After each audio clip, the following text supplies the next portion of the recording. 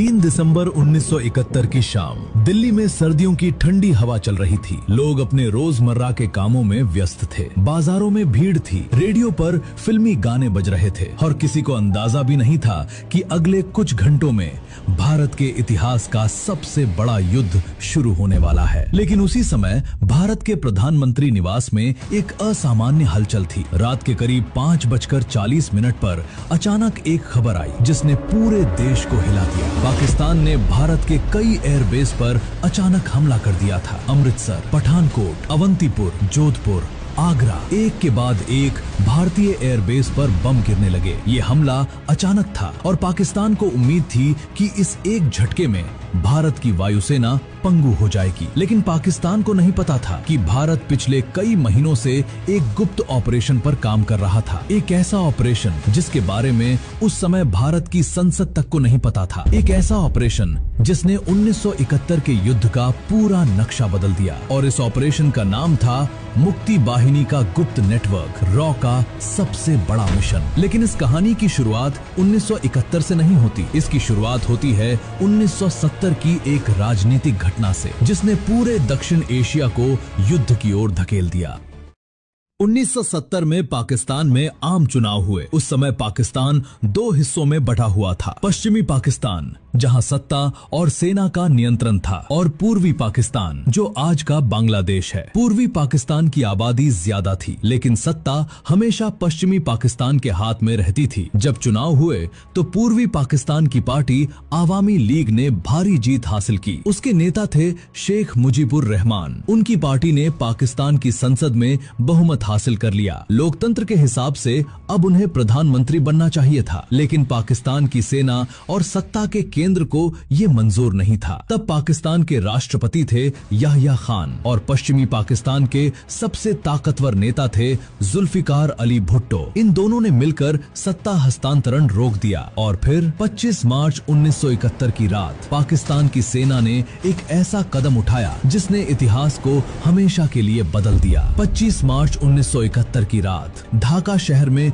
अचानक गोलियों की आवाज गूंजने लगी। पाकिस्तानी सेना ने एक गुप्त सैन्य अभियान शुरू किया। इस अभियान का नाम था ऑपरेशन सर्चलाइट। इस ऑपरेशन का उद्देश्य था पूर्वी पाकिस्तान में उठ रहे स्वतंत्रता आंदोलन को कुचल देना। लेकिन जो हुआ वो सिर्फ एक सैन्य कार्रवाई नहीं थी, ये एक भयानक नरसंहार था। पाकिस्तानी सेना ने विश्वविद्यालयों, गांवों और शहरों में हमला शुरू कर दिया। हजारों लोगों को मार दिया गया। ढाका विश्वविद्यालय में छात्रों और प्रोफेसरों को लाइन में खड़ा करके गोली मार दी गई। पूरे गांव जला दिए गए और लाखों लोग जान बचाने के लिए भागने लगे। कुछ ही महीनों में लगभग 1 करोड़ शरणार्थी भारत की सीमा में आ गए। भारत के सीमावर्ती राज्यों पश्चिम बंगाल, त्रिपुरा और असम पर अचानक बहुत बड़ा बोझ आ गया। अब ये सिर्फ पाकिस्तान की आंतरिक समस्या नहीं रह गई थी, ये भारत के लिए मानवीय और राष्ट्रीय सुरक्षा का संकट बन चुका था। लेकिन भारत सीधे युद्ध में कूदना नहीं चाहता था, क्योंकि उस समय अंतर्राष्ट्रीय राजनीति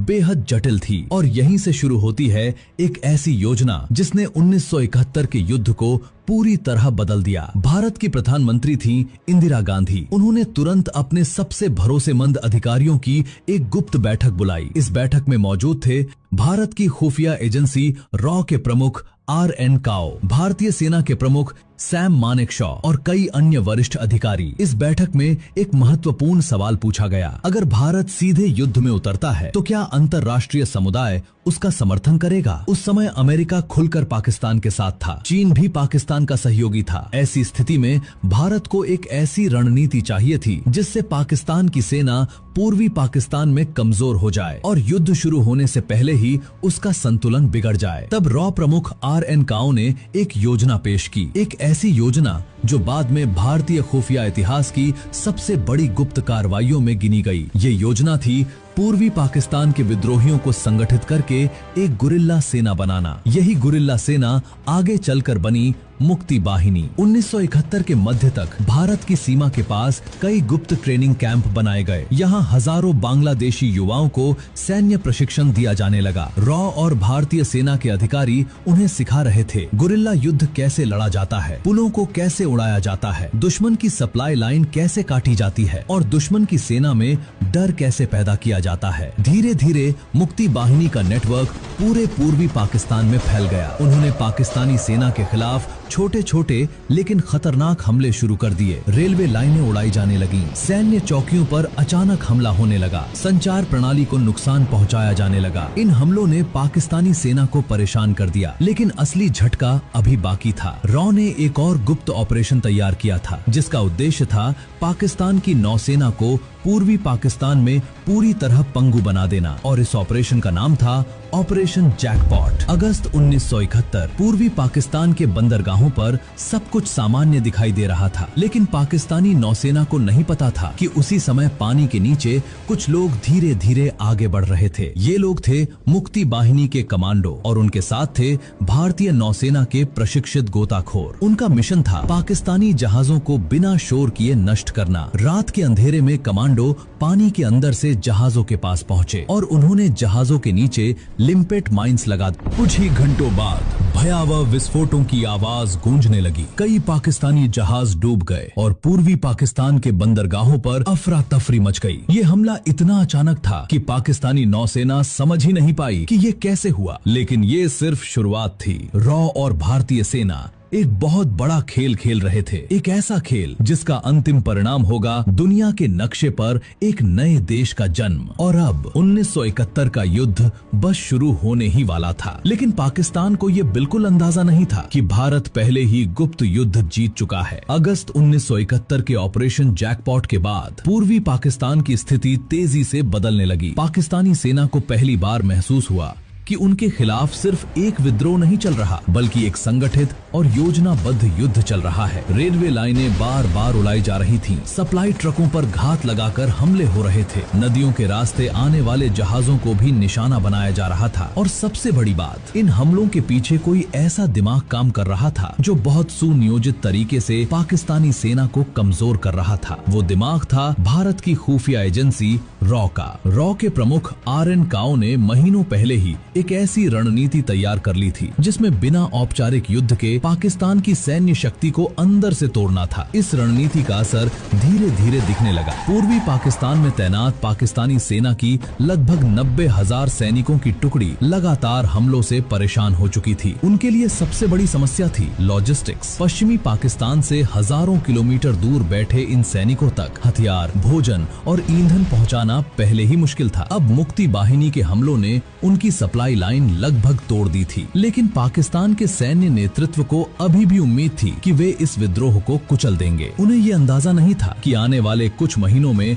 हालात इतनी तेजी से बदलने वाले हैं कि पूरी दुनिया को एक नया देश बनते देखना पड़ेगा। 1971 के मध्य तक भारत के सामने एक बहुत बड़ी चुनौती थी। भारत में लगभग 1 करोड़ बांग्लादेशी शरणार्थी आ चुके थे। सीमा के पास के राज्यों में हालात बेहद कठिन हो गए थे। शरणार्थी शिविरों में लाखों लोग रह रहे थे। खाने, दवाइयों और रहने की व्यवस्था करना बहुत मुश्किल हो गया था। लेकिन भारत फिर भी सीधे युद्ध में नहीं कूद रहा था। क्यों? क्योंकि प्रधानमंत्री इंदिरा गांधी जानती थीं कि अगर भारत बिना अंतर्राष्ट्रीय समर्थन के युद्ध शुरू करता है तो कई शक्तिशाली देश पाकिस्तान का खुलकर साथ दे सकते हैं। इसलिए उन्होंने एक और रणनीति शुरू की, कूटनीतिक अभियान। इंदिरा गांधी ने दुनिया के कई देशों की यात्रा शुरू की। उन्होंने यूरोप, अमेरिका और कई अंतर्राष्ट्रीय मंचों पर जाकर पूर्वी पाकिस्तान में हो रहे अत्याचारों की जानकारी दी। उन्होंने बताया कि लाखों लोग मारे जा रहे हैं और करोड़ों लोग शरण लेने के लिए भारत आ रहे हैं। लेकिन दुनिया की राजनीति बहुत जटिल थी। उस समय अमेरिका के राष्ट्रपति थे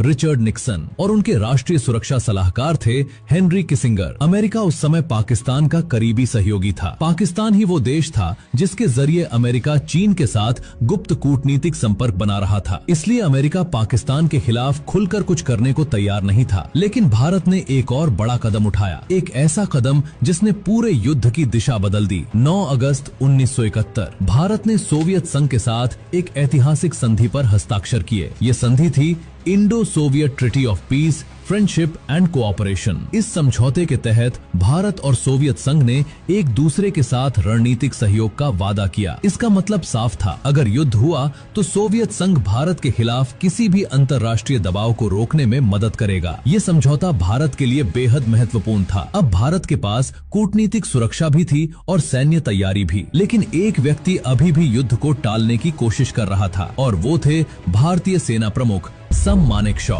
1971 की शुरुआत में जब प्रधानमंत्री इंदिरा गांधी ने सेना से पूछा कि क्या भारत तुरंत युद्ध के लिए तैयार है, तो जनरल सैम मानेकशॉ ने एक बेहद ईमानदार जवाब दिया। उन्होंने कहा, अगर अभी युद्ध हुआ तो भारत जीत भी सकता है और हार भी सकता है, क्योंकि उस समय मानसून का मौसम आने वाला था। पूर्वी पाकिस्तान में नदियों और दलदलों की वजह से सेना की गति बहुत धीमी हो जाती, लेकिन अगर कुछ महीनों की तैयारी मिल जाए तो भारतीय सेना पूरी ताकत से हमला कर सकती है। इंदिरा गांधी ने उनका सुझाव मान लिया और यही वो फैसला था जिसने युद्ध की दिशा तय कर दी। इन महीनों में भारत ने 3 महत्वपूर्ण काम किए। सेना की पूरी तैयारी, मुक्ति वाहिनी को मजबूत करना, अंतर्राष्ट्रीय समर्थन जुटाना। धीरे धीरे समय बीतता गया और फिर 3 दिसंबर 1971 की शाम आ गई। 3 दिसंबर 1971 शाम करीब 5:40 बजे पाकिस्तान ने भारत के कई एयरबेस पर अचानक हवाई हमला किया। इस ऑपरेशन का नाम था ऑपरेशन चेंगिस खान। पाकिस्तान को उम्मीद थी कि ये हमला 1967 के अरब इजराइल युद्ध की तरह भारत की वायुसेना को अचानक नष्ट कर देगा, लेकिन पाकिस्तान ने एक बड़ी गलती कर दी। भारतीय एयरफोर्स पहले से सतर्क थी। ज्यादातर विमानों को पहले ही सुरक्षित जगहों पर हटा दिया गया था, इसलिए पाकिस्तान का हमला ज्यादा नुकसान नहीं पहुंचा पाया। लेकिन इस हमले का एक बड़ा परिणाम हुआ। अब भारत को औपचारिक रूप से युद्ध में प्रवेश करने का कारण मिल गया। उसी रात प्रधानमंत्री इंदिरा गांधी ने देश को संबोधित किया। उन्होंने कहा, पाकिस्तान ने भारत पर युद्ध थोप दिया है और इसी के साथ 1971 का भारत पाकिस्तान युद्ध शुरू हो गया। युद्ध शुरू होते ही भारतीय सेना ने अपनी सबसे बड़ी रणनीति लागू की। पूर्वी पाकिस्तान में भारतीय सेना ने 3 दिशाओं से हमला शुरू किया, उत्तरी दिशा से, पश्चिमी दिशा से और दक्षिण पूर्व दिशा से। इन सभी सेनाओं का अंतिम लक्ष्य था ढाका। लेकिन भारतीय सेना ने पारंपरिक युद्ध की बजाय तेज और लचीली रणनीति अपनाई। छोटे छोटे सैन्य समूह तेजी से आगे बढ़ रहे थे। जहां भी पाकिस्तानी सेना का मजबूत ठिकाना मिलता, उसे घेरने के बजाय भारतीय सेना आगे निकल जाती। पीछे से मुक्ति वाहिनी के लड़ाके उन ठिकानों को कमजोर करते रहते। इस संयुक्त रणनीति ने पाकिस्तानी सेना को पूरी तरह भ्रमित कर दिया। कुछ ही दिनों में भारतीय सेना ने कई महत्वपूर्ण शहरों पर कब्जा कर लिया और ढाका धीरे धीरे चारों तरफ से घिरने लगा। लेकिन इसी समय हिंद महासागर में एक ऐसा घटनाक्रम हुआ जिसने पूरी दुनिया को चिंतित कर दिया। दिसंबर 1971 के मध्य में अमेरिका ने एक बड़ा कदम उठाया। अमेरिकी नौसेना का 7वां बेड़ा बंगाल की खाड़ी की ओर बढ़ने लगा। इस बेड़े का नेतृत्व कर रहा था विशाल विमान वाहक पोत USS एंटरप्राइज। इस खबर ने भारत में चिंता पैदा कर दी, क्योंकि ये साफ संकेत था कि अमेरिका पाकिस्तान की मदद करना चाहता है। लेकिन उसी समय सोवियत संघ ने भी अपनी नौसेना को हिंद महासागर की ओर भेज दिया। अब स्थिति ये थी कि 2 महाशक्तियों की नौसेनाएं आमने सामने खड़ी थीं। लेकिन भारत ने अपने सैन्य अभियान को रोकने के बजाय और तेज कर दिया, क्योंकि भारतीय सेना जानती थी अगर ढाका जल्दी गिर गया तो युद्ध खत्म हो जाएगा और दुनिया के पास प्रतिक्रिया देने का समय भी नहीं होगा। दिसंबर 1971 के दूसरे सप्ताह तक भारतीय सेना ढाका के बेहद करीब पहुंच चुकी थी। पाकिस्तानी सेना के कमांडर थे AAK नियाजी, लेकिन उनकी स्थिति बहुत खराब हो चुकी थी। सप्लाई खत्म हो रही थी, मुक्ति वाहिनी हर जगह सक्रिय थी और भारतीय सेना चारों तरफ से आगे बढ़ रही थी। अब ढाका का पतन बस समय की बात थी। लेकिन पाकिस्तान के सैन्य नेतृत्व को अभी भी उम्मीद थी कि अंतर्राष्ट्रीय दबाव भारत को रोक देगा। उन्हें ये अंदाजा नहीं था कि इतिहास का सबसे बड़ा आत्मसमर्पण होने वाला है, और वो भी सिर्फ 13 दिनों के युद्ध के बाद। दिसंबर 1971 युद्ध शुरू हुए अभी सिर्फ 10 दिन ही हुए थे, लेकिन हालात इतने तेजी से बदल चुके थे कि पूरी दुनिया हैरान थी। पाकिस्तान को उम्मीद थी कि ये युद्ध लंबा चलेगा। उनकी योजना थी कि पश्चिमी मोर्चे पर भारत को उलझा कर रखा जाए और पूर्वी पाकिस्तान को बचाया जाए। लेकिन भारत ने युद्ध की रणनीति बिल्कुल अलग बनाई थी। भारतीय सेना का मुख्य लक्ष्य साफ था, ढाका पर कब्जा। क्योंकि अगर ढाका गिर जाता तो पूरा पूर्वी पाकिस्तान अपने आप भारत और मुक्ति बाहिनी के नियंत्रण में आ जाता। और यही वो रणनीति थी जिसने युद्ध को बहुत तेजी से खत्म करने की नींव रख दी। पूर्वी पाकिस्तान में भारतीय सेना की कमान संभाल रहे थे जगजीत सिंह अरोरा। उनके साथ कई अनुभवी जनरल और अधिकारी थे जिन्होंने युद्ध की एक तेज और लचीली योजना बना। 11 दिसंबर 1971 पूर्वी पाकिस्तान के टांगाइल क्षेत्र में अचानक आसमान में भारतीय विमानों की आवाज गूंजने लगी। कुछ ही मिनटों में सैकड़ों पैराट्रूपर्स जमीन पर उतरने लगे। ये भारतीय सेना का एक बड़ा एयरबॉर्न ऑपरेशन था। इस मिशन का उद्देश्य था ढाका की ओर जाने वाले महत्वपूर्ण मार्गों पर कब्जा करना। इस ऑपरेशन में भारतीय सेना की पैराशूट रेजिमेंट के सैनिक शामिल थे। इन सैनिकों ने जमीन पर उतरते ही तेजी से आगे बढ़ना शुरू कर दिया। उनका लक्ष्य था पाकिस्तानी सेना की 93 ब्रिगेड को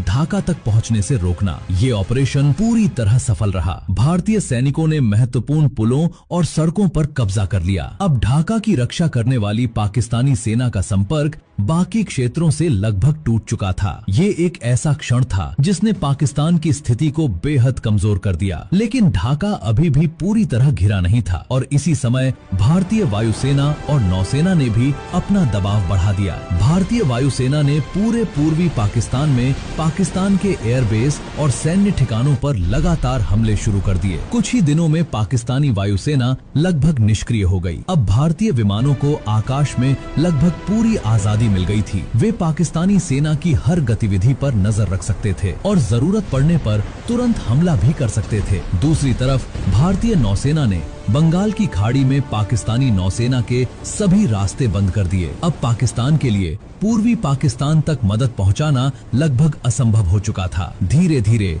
ढाका पूरी तरह अलग थलग पड़ गया। लेकिन इसी बीच एक ऐसा कदम उठाया गया जिसने पाकिस्तान के सैन्य नेतृत्व को गहराई से झकझोर दिया।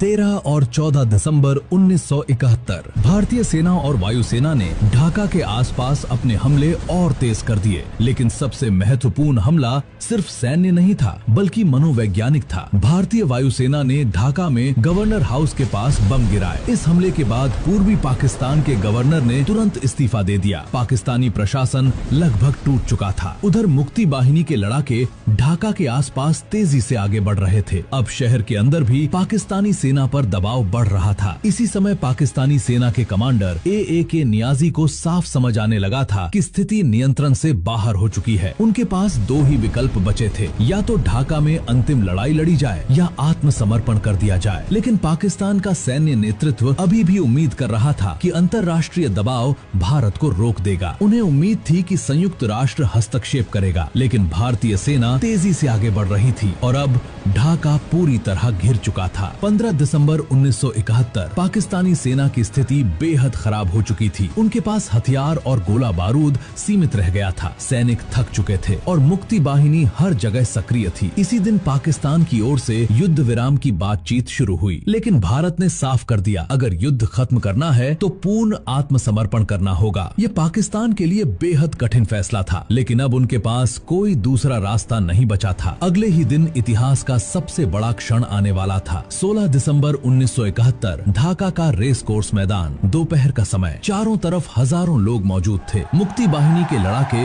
भारतीय सेना के अधिकारी और स्थानीय लोग। ये वही जगह थी जहां कुछ ही महीनों पहले स्वतंत्रता की मांग उठी थी और अब यही जगह इतिहास के सबसे बड़े सैन्य आत्मसमर्पण की गवाह बनने वाली थी। पाकिस्तानी सेना के कमांडर ए.के. नियाजी और भारतीय सेना के पूर्वी कमान के प्रमुख जगजीत सिंह अरोरा एक टेबल के सामने बैठे। उनके सामने आत्मसमर्पण के दस्तावेज रखे थे और फिर दोपहर लगभग 4:31 पर नियाजी ने उस दस्तावेज पर हस्ताक्षर कर दिए। इसके साथ ही 93,000 पाकिस्तानी सैनिकों ने आत्मसमर्पण कर दिया। ये द्वितीय विश्व युद्ध के बाद का सबसे बड़ा सैन्य आत्मसमर्पण था। पूरी दुनिया हैरान थी। सिर्फ 13 दिनों में युद्ध खत्म हो गया था और इसी के साथ एक नए देश का जन्म हुआ, बांग्लादेश। जब लोग 1971 के युद्ध की बात करते हैं तो अक्सर वे सिर्फ युद्ध के 13 दिनों को याद करते हैं, लेकिन सच्चाई ये है कि इस युद्ध की नींव उससे कई महीने पहले रखी जा चुकी थी। रॉ द्वारा संगठित मुक्ति बाहिनी नेटवर्क, गुरिल्ला युद्ध की रणनीति और ऑपरेशन जैकपॉट जैसे गुप्त मिशनों ने पाकिस्तान की सैन्य शक्ति को पहले ही कमजोर कर दिया गया था। जब औपचारिक युद्ध शुरू हुआ तब तक पाकिस्तान की सेना अंदर से टूट चुकी थी। यही वो गुप्त ऑपरेशन था जिसने पूरे युद्ध की दिशा बदल दी। 1971 का युद्ध